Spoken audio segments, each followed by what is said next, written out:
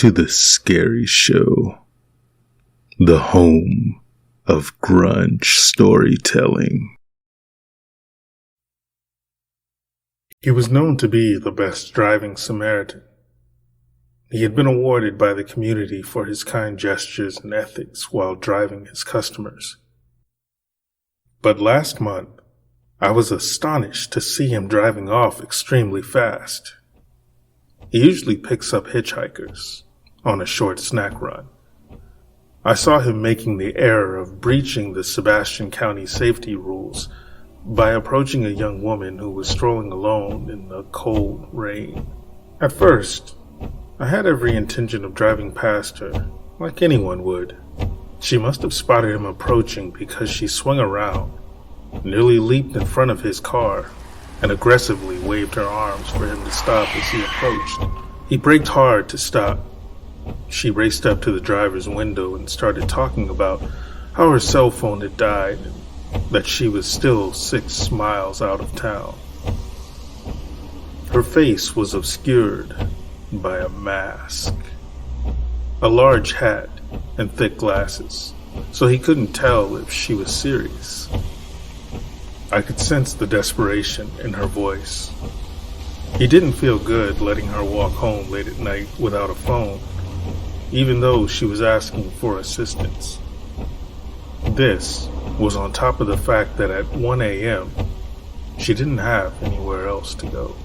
He opened the door and she urged him to go straight nearly as soon as she got in. I already turned on the I Spy app on my iPhone, so I could hack into the driver's car and hear their conversation. He tried his best to strike up a discussion with the woman as he drove, but strangely, he never received a response.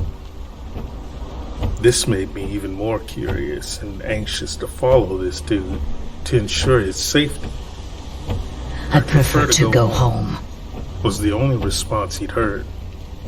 Please, help me in returning home.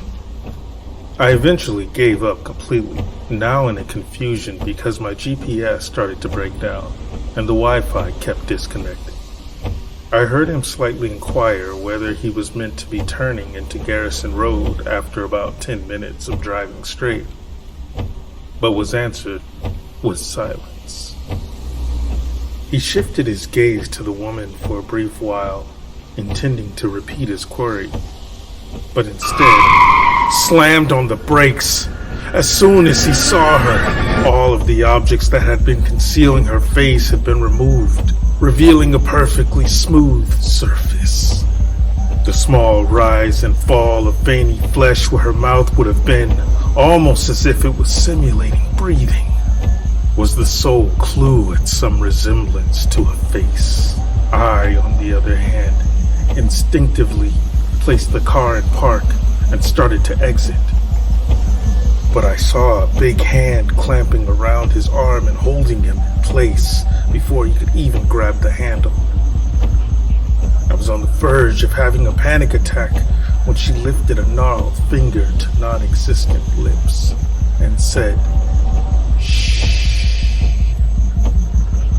Her voice had taken on a lot more gravelly tone when she talked, and the pressure from her vice hold caused him to respect every word she said. You are not going anywhere, she expressed herself. You have to drive. You don't have a choice anymore. I had goosebumps as I heard this conversation through my iPhone.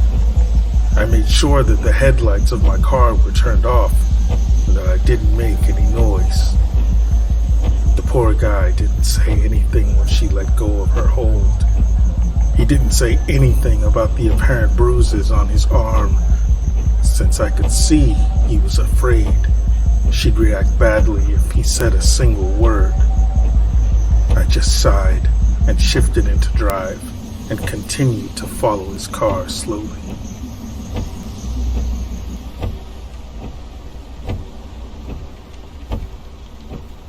We'd been on the road for at least another half hour.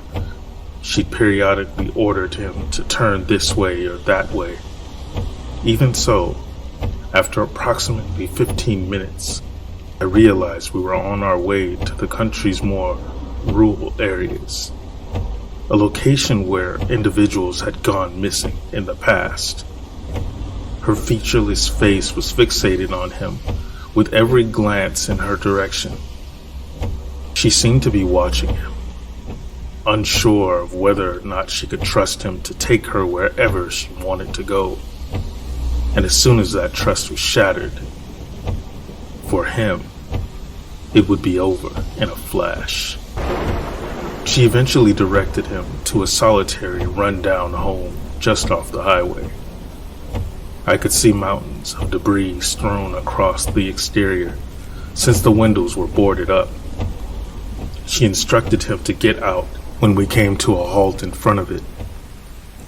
She slammed her huge fist on the dashboard, splitting the plastic as a result of an unconscious shake of his head.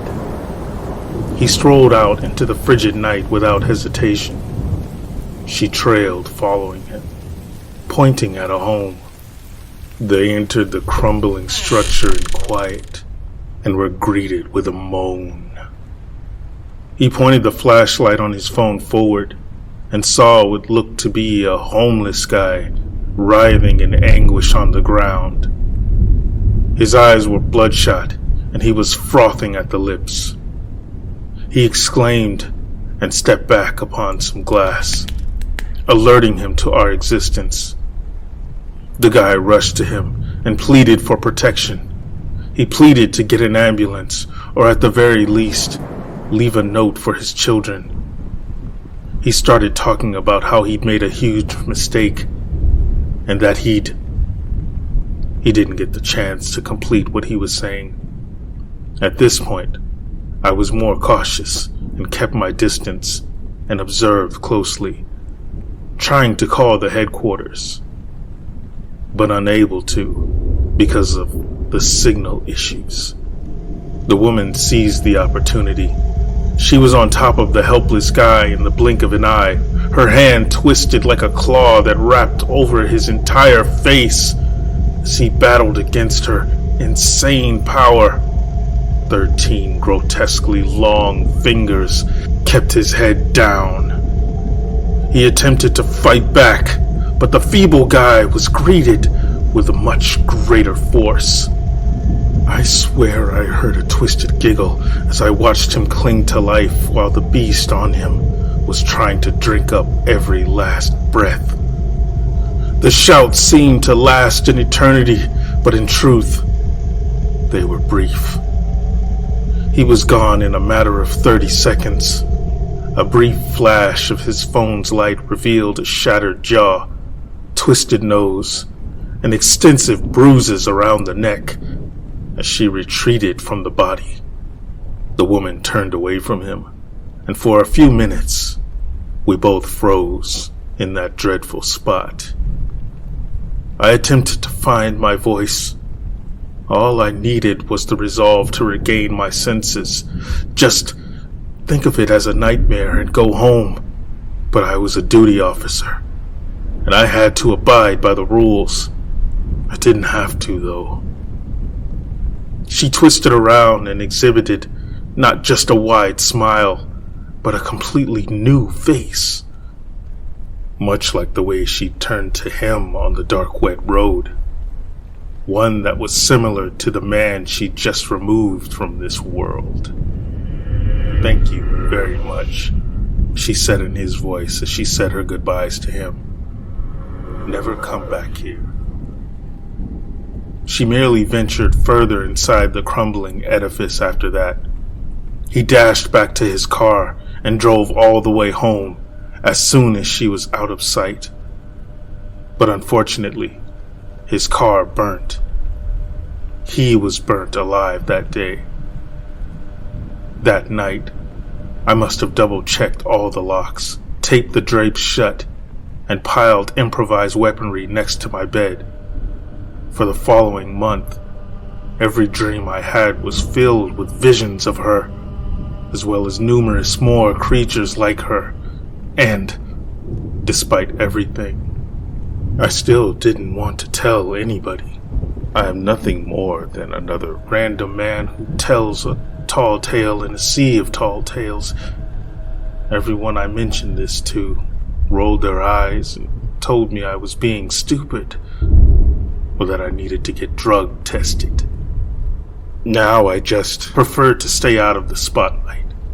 However, a guy was discovered deceased in his house only last week, smothered with a shattered jaw and nose. Nothing meaningful has come from any of the tips. The only lead the cops have is a shaky video of a young man described as featureless being dropped off near the house. Surprisingly, I just saw a post on one of those community apps last night claiming that someone in the vicinity had seen the slain man strolling the streets. It was revealed to be a young fellow who had a striking resemblance to him. After hearing that tale, I believe I'm less insane for going public with this. I'm very sorry for allowing the death of these men. It all turned out to be a disaster. That is something I can never forgive myself for. I'm not sure what you were dealing with, but you deserve so much more. And to the rest of the world, if you ever find yourself in a position where someone is attempting to hitchhike with you, please continue driving.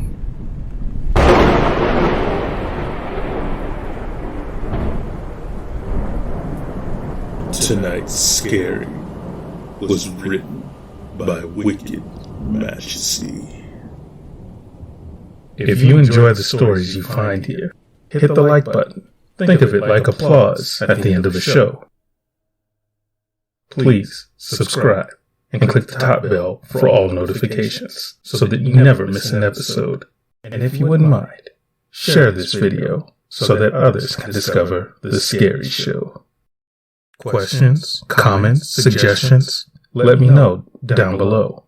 The Scary Show always answers the fans, unless YouTube hides your comments from me.